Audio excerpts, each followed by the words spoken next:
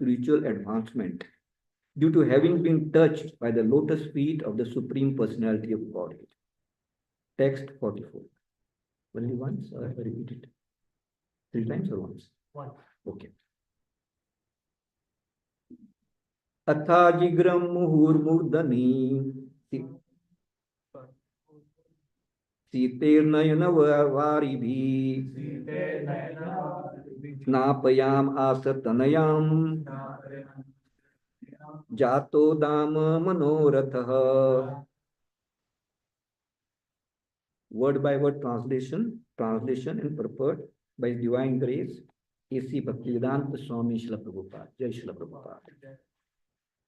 Ataha, thereupon, ajigrahan, smelling, muhu, again and again, murdni, on the head, site, cold, nayana, on his eyes, varibhi, with the water, snapayam, asa, he bathes, tanayam, sun, jata, fulfilled, udama, great, manaharatha, his desire.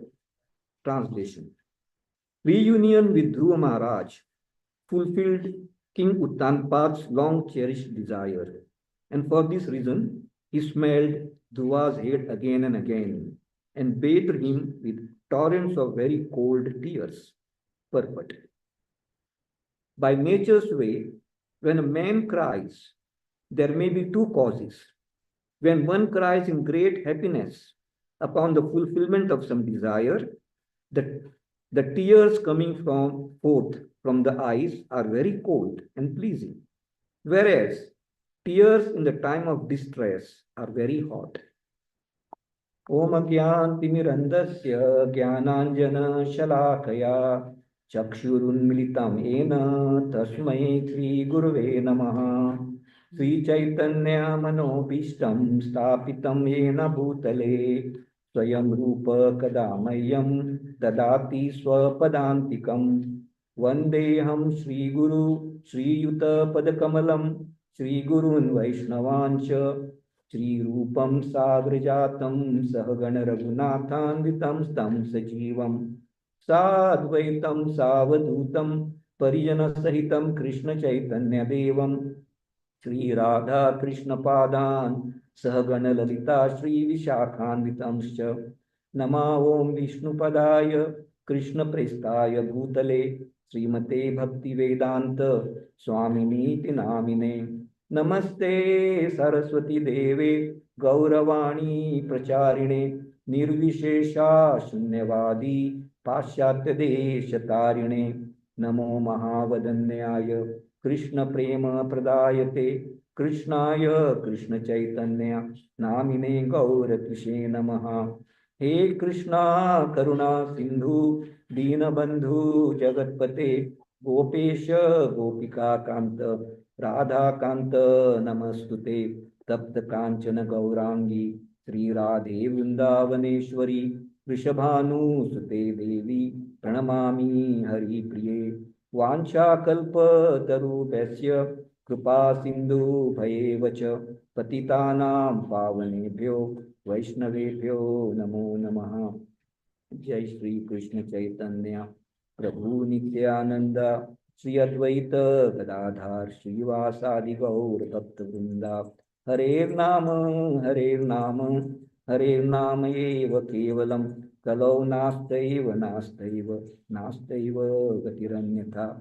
Hare Krishna Krishna Krishna Hare Hare Hare Rama Rama Rama Hare Hare.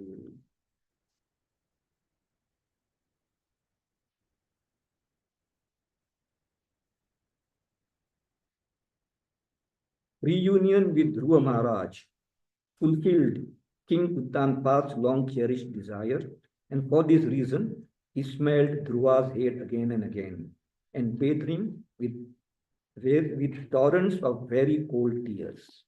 Hare Krishna. I am deeply grateful to His Grace, Yugal Kishore Prabhu and his team for allowing me to engage in your service. I know I have deprived someone else from his visual seva because someone else was supposed to give the class. So I'm a usurper. So please forgive me for that. And I thank all of you. I've been inspired by the beautiful environment here. I was very, very fortunate to meet His Grace Yugal Kishore Prabhu in Nur Vrindavan about 18 years back. He was, he is, and he will be always a dynamic preacher. He was preaching in New Vrindavan, Pittsburgh, and surrounding areas. And I think he's busy spreading his domain all over the United States. So I'm inspired. And I also come to a place where in this town of Detroit, a lot of pastimes have happened. Srila Prabhupada's disciples, His Grace Ambrish Prabhu, and I forgot the name of the Mataji, the daughter of the president of the union, they contributed for the purchase of Fisher's Mansion, which is now the temple where their lordship, Sri Kishore Radha Kunj Bihari, they reside. What an example of sacrifice. And here also now we see a beautiful example of dedication and determination. And the outcome is establishment of the dham of their lordships, Sri Radha, Gopijana Vallabh, and Gaurnitai. I'm really inspired. Thank you for giving me a chance to serve you in whatever limited capacity that I have. We are reading today from Canto 4, Chapter 9, Dhruva Maharaj returns home. Again, in the beginning of this section about Dhruva Maharaj, Srila Prabhupada tells us why Shukdev Goswami talks about only Dhruva Maharaj, because of his determination. And that determination we see all around here. Everyone is so dedicated, so determined in cold weather, in rains, whatever, to come here and serve their lordships. Then we see how the section begins. And it has a very wonderful connection with the purpose today, tears. Uttanpad is extremely happy to see his son, Dhruva Maharaj, back home, back to the kingdom. But earlier, it was Dhruva Maharaj who had tears in his eyes. Here, in this case, now in this purport, Prabhupada tells us that Uttanpad's tears were premashru, tears of love, and could be possibly tears of virha ashru, tears of separation, because he has been missing his son for the last 6 months. He had realized his mistakes. We are all in this material world imperfect. So through the message and instructions of Bhagavatam, we learn how to minimize our mistakes. It is the material world full of duality. Nobody can be perfect. At least I am a sadhaka. Some of you may be attaining towards perfection and minimizing the mistakes. But even if you make a mistake, what is more important is to introspect on that mistake and regret upon that mistake. And realize that I have been unfair to someone else. And that is spirituality. There's a nature of Vaishnavism. There's a Vaishnav. And here, by a beautiful example, Uttanpad is teaching us how to repent, how to regret. Initially, he was under control of his wife. Some of us are under the control of our wives, and most of us, or all of us, are under the control of our material nature, but we don't realize it. Prakrite kriyamanani gune karmani sarvasha. Ahankar vimudatma kartaham iti manyate. But we feel, I am the controller. I am under the control. Nobody else can control me. I can take independent decisions. But Bhagavad Gita tells us, no, we are under control of Mother Nature, under three modes of material nature. Here also, Uttanpad initially was under the control of his wife. Out of attachment, excessive attachment, blind love. So, out of this excessive attachment, he was unjust, unfair to his son. 5-year-old boy. But he could sense it. He could realize the injustice that's been done to him. And what happened? He cried. Tears of injustice. Tears of helplessness. Tears of anger. And Prabhupada tells us in the purport, those tears, when someone is under distress, someone is unhappy, they are the tears, they are very hot. So even hot tears. It's a beautiful connection. Tears and tears and tears. Whole Bhagavatam consists of tears, but they are spiritual tears. But sometimes the participants who cry are put in such a situation, they tell us that we should also have material tears which are not good for our spiritual progress. So he's crying out of anger. And that's why initially it is said, Rupa Goswami Pad tells us that Dhruva Maharaj illustrates a devotee of a Kanishta Adhikari level. He wanted some material position from where it could never be removed, justly or unjustly. He wanted a fixed, permanent position. So he went crying. To whom? To his mother, Suniti. And there, what do we see? Suniti is also crying. But her tears have a different flavor. She loves her husband. She's a great devotee. She's a Patapradakshak Guru of Dhruva Maharaj. She even loves her co-wife or Suruchi. She's not angry towards her. She is helpless. She is depending on Krishna. That's why her tears are tears of helplessness. Asahaya bhava. Asahaya ashru. In Dhruva Maharaj, we say krodhashru, dukkhashru. Out of distress or unhappiness, out of anger. While Suniti's tears were not cold, were not hot.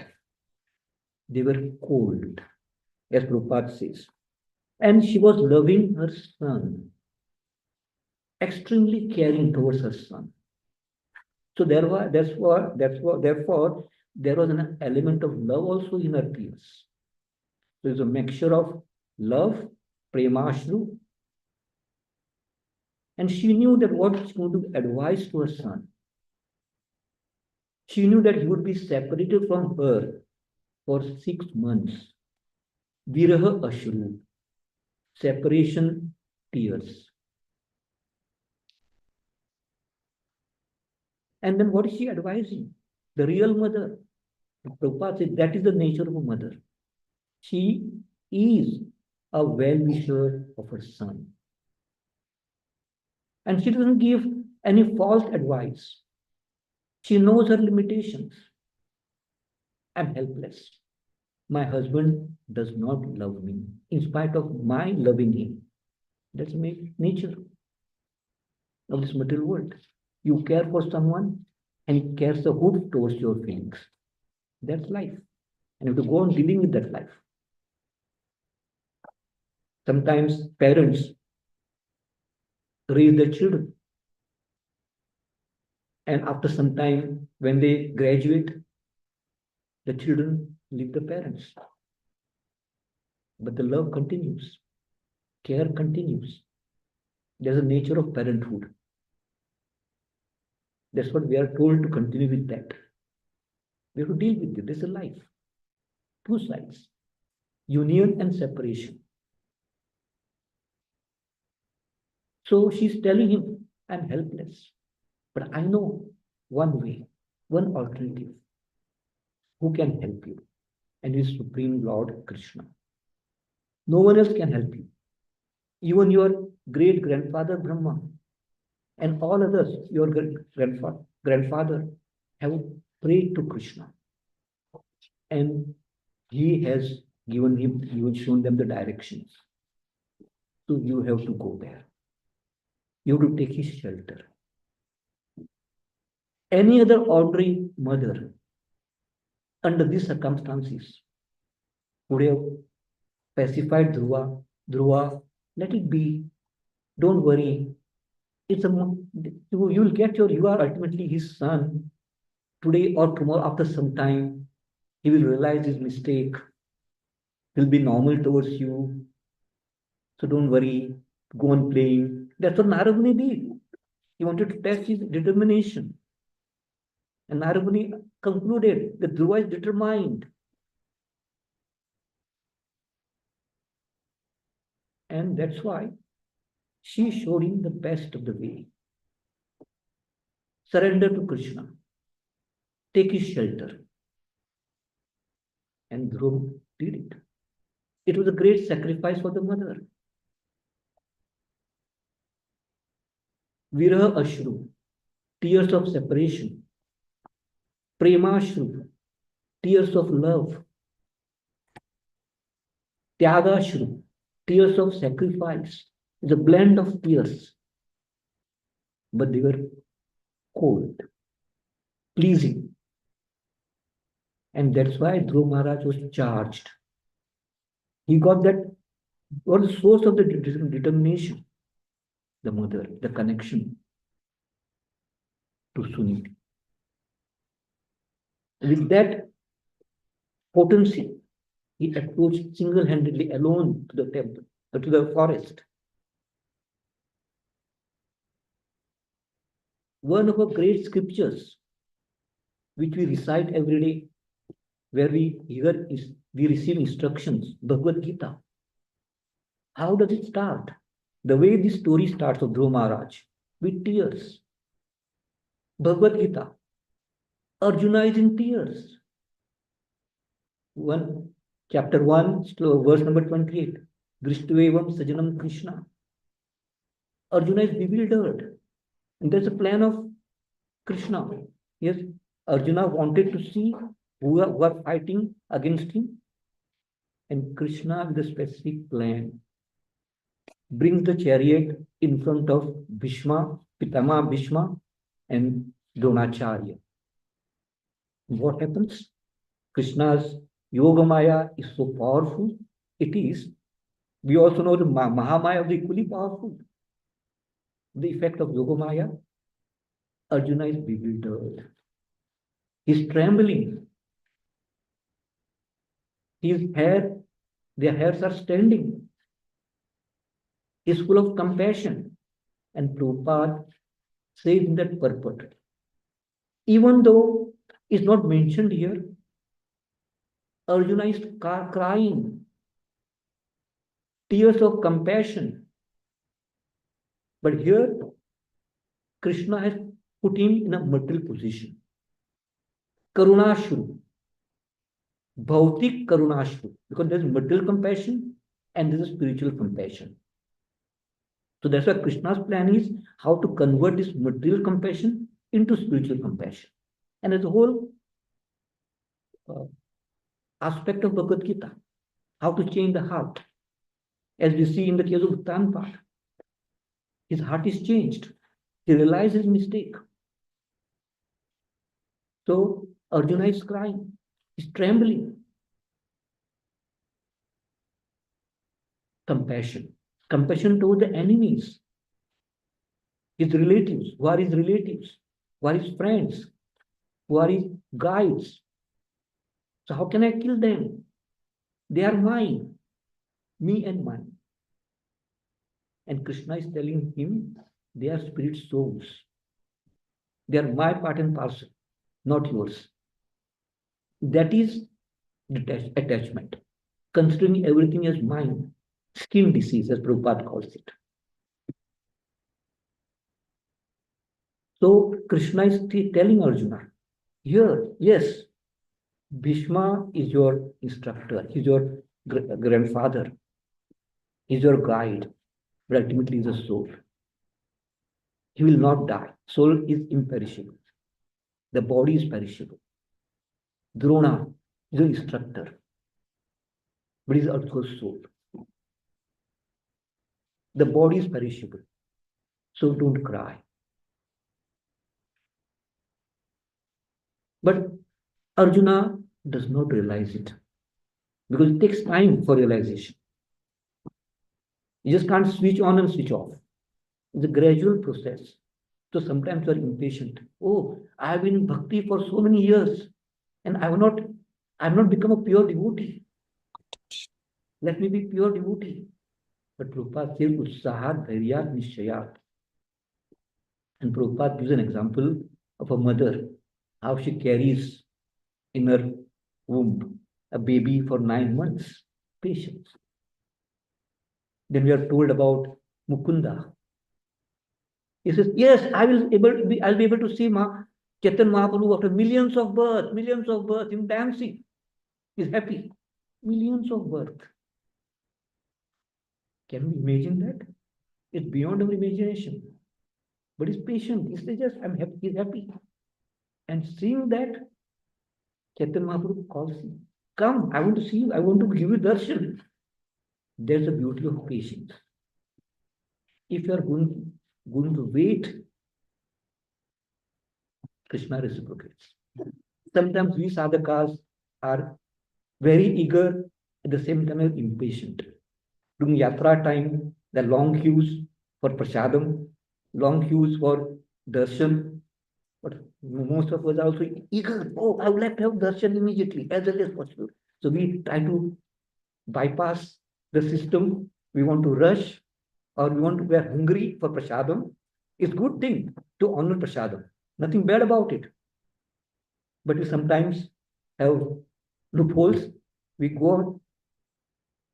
But those who stand in the queue or for bathrooms, in dormitories, Krishna appreciates. There's a quality of patience. So here Arjuna is told, yes, over a due process of time, you will develop that change of consciousness from me consciousness to Krishna consciousness. And that's why in the second chapter, Tam Tatha Kapya Vishtam Ashru Purna Kulekshanam. Even there, Ashru word has come. Tears, compassion, tears of compassion. He's trembling. And Krishna is chastising him. Cry, no problem, cry. Because when he himself came as a devotee, he was constantly crying. But why was he crying? Out of separation for Chaitanya, Lord Krishna, he was crying. Virahashru. So have that Virahashru, which are transcendental. Have that Karunashru, which are transcendental. Not material compassion. And Prabhupada in that purport of 2.1 or maybe 2.11 gives an example. Saving the coat of the drowning man is material compassion. Crying for him is bhautik karunashru.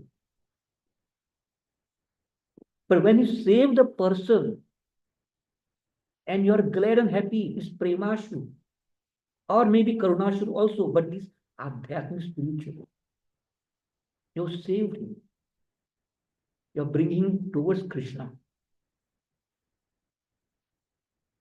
So Arjuna is put in this situation. Ashru. So Bhagavad Gita starts with Ashru.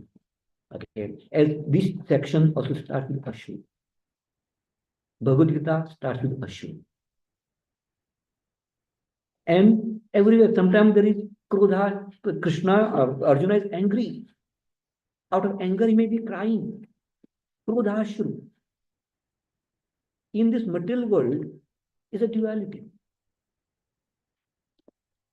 That's why Krishna tells us, go beyond duality. Traigunya Vishya Veda, Nisray Gunyo Bhavarjuna. Nisray Gunyo. We are in material world, we are under the influence of Tamogun, Rajogun, and Satogun. It's always a blend. There's a constant fight. So when we are under the control of Tamoguna, predominantly, we are angry. When we are deprived of something, our eyes are red hot. Sometimes a child cries, because he's immature. A grown-up person may be angry. He may not be crying externally, but internally he's crying. He wants his desires to be fulfilled. He's unhappy. And when he gets the desire fulfilled, he's happy, satisfied. So Kashu. But they are material and they are hot because it's concerning me and mine. My desires are to be satisfied. I want to be happy. I want to be the controller. I want to be the enjoyer. That's the nature.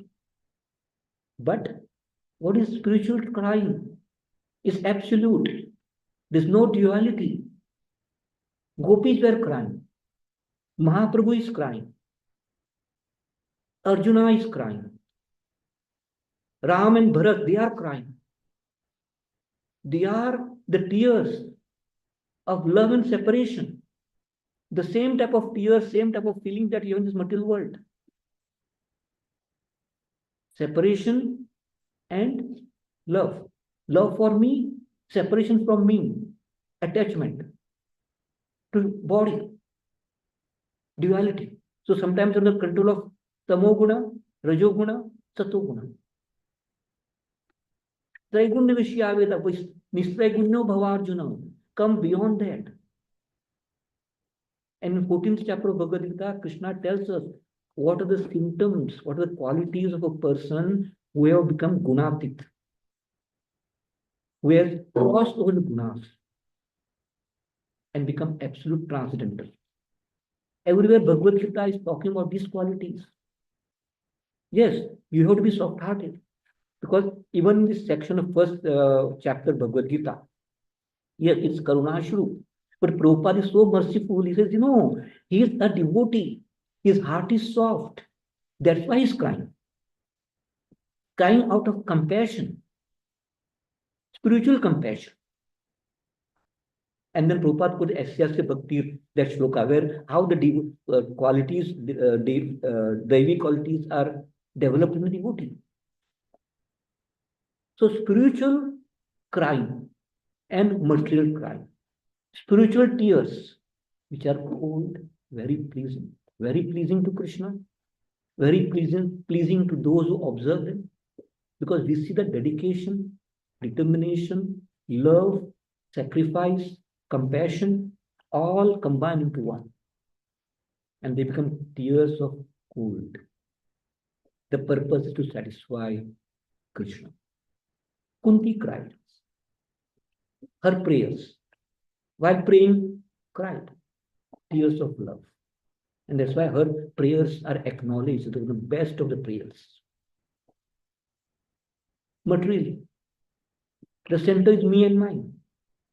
I'm crying. I'm unhappy for my body. My desire is not fulfilled. I'm unhappy. I cry. Children cry.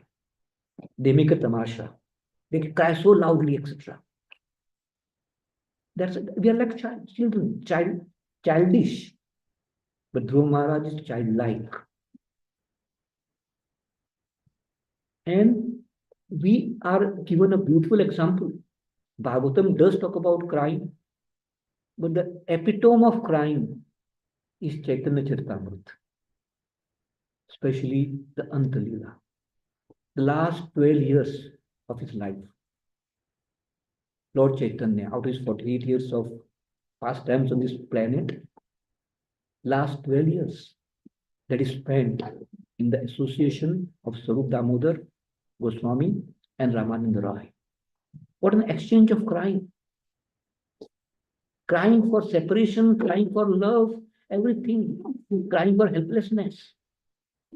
And we are told, crying in torrents of rivers. It's not a drop of tear. We have a drop. But Mahaprabhu's crying in torrents of rivers, floods, beyond our imagination. That is a fact. You have to believe that. He demonstrated to us how tears are equally important and helpful to us. The modern concept is, oh, we are not supposed to cry in public. Modern, sometimes you're crying, go to the bathroom and cry. Relieve yourself and then come out. Have you experienced that sometimes? We feel ashamed to cry publicly. That's our etiquette.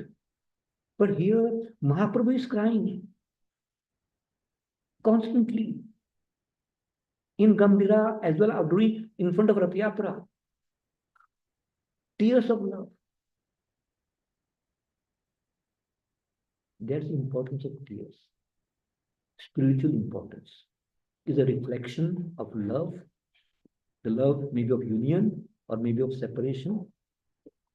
But it is the most important asset, the emotion. Because all our emotions, they're called rasa. Krishna is Rasaraj. Bhagavatam talks about 5 main rasas. Shantaras, Dasyaras, Sakhyaras, Vasilya, and Madhurya. Maybe except Shant, that's what's called Shant. There are no emotions. And there are 7 secondary rasas. Fear, bibhatsa, anger, etc., etc. There also there's an element of emotion. So wherever there is an element of emotion, there is bound to be tear. So tear is nothing but a rasa, a mellow. And only a realized soul like Srila Prabhupada can say this rasa, the tear is hot or tear is cold. Because we can't touch and feel the temperature. But that's the maturity of a pure devotee. Crying of gopis. Externally, we may feel, oh, they are like ordinary lover missing the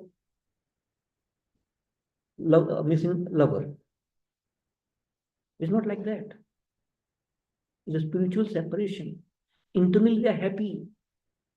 They are crying out of happiness. Because they know that if they cry like this, Krishna will be happy.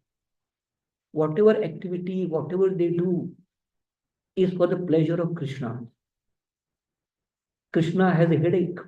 Yes, we don't mind going to hell. We'll give him our dust of our lotus feet. Others are hesitating. Others are saying, no, how can we? We can't go to hell. But gopis, for the pleasure of Krishna, are willing to go to hell. Similarly, for the pleasure of Krishna, even though they're internally happy, they're externally crying. Because Krishna wants to demonstrate to us how important is the love of separation, viraha bhakti, and that is supreme. And that's what he comes to again re-demonstrate that. He's not happy only in demonstrating us through the medium of Radharani and gopis. He wants to demonstrate to us by his own example how to cry for Krishna.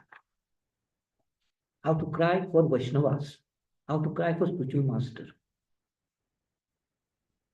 And here, in this brief purport, Prabhupada is telling us, instructing us in that, yes, this is what is important.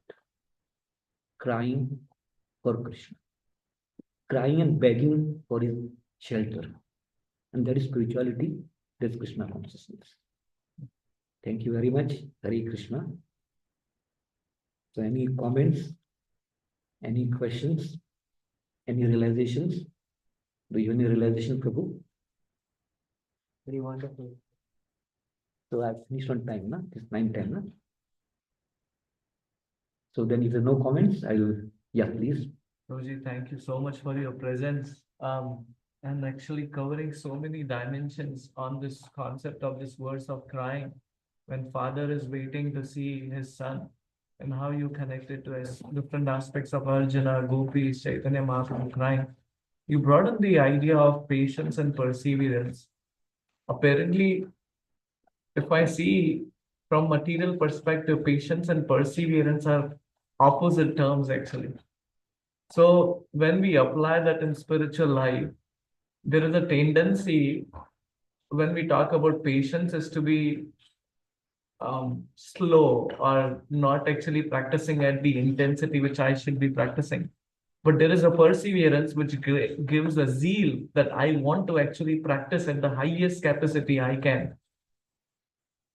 But also the patience is also needed to a certain extent. How do I balance in my life that patience has to be baked in, but again, it should not put me down, or it shouldn't put me slow down on the process of bhakti.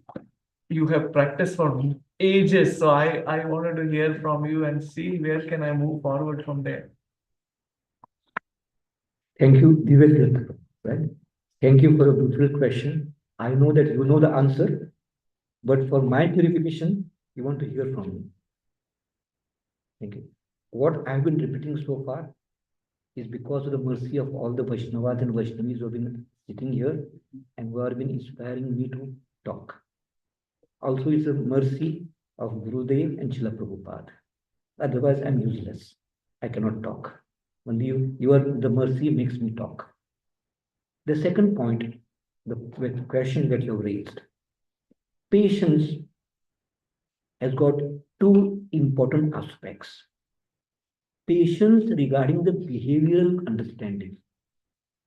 You have to be patient in your behavior, not in the process of bhakti. Process is separate and the outcome or the behavior is separate. So behavior of patience you have to exhibit while doing the process of bhakti in terms of behavior. But for the process of bhakti, you have to be impatient, it should be lawless. And that is inconceivable. That's why what is our principle? Achinta Bhedabhed Tattva. It's difficult to understand on material ground. How can be patiently waiting? Oh, let me do also bhakti patiently. No.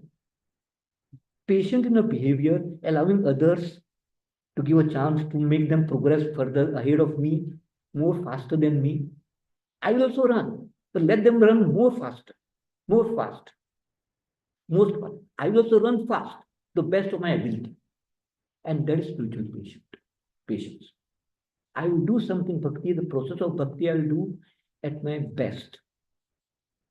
But at the same time, to my best of my ability, I'll push others towards bhakti faster than me. That is inconceivable aspect of bhakti. Krishna is inconceivable, and our tattva is achinta bhedabhed tattva.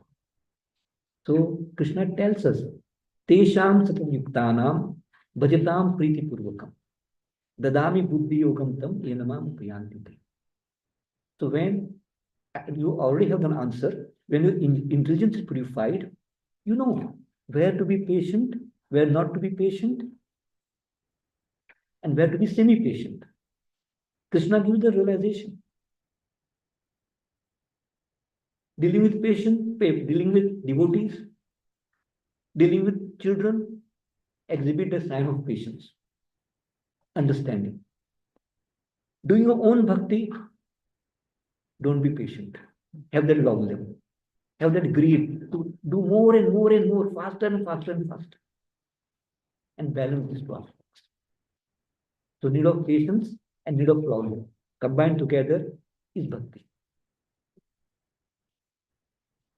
Thank you. ग्रंथराज Shrimad Bhagavatam की जय, श्रील प्रभुपाद की जय, समवेत भक्तवृंद की जय. Hare Krishna. Thank you again for this. And sorry, I don't know whose turn was it today to do the class. So I beg forgiveness from you.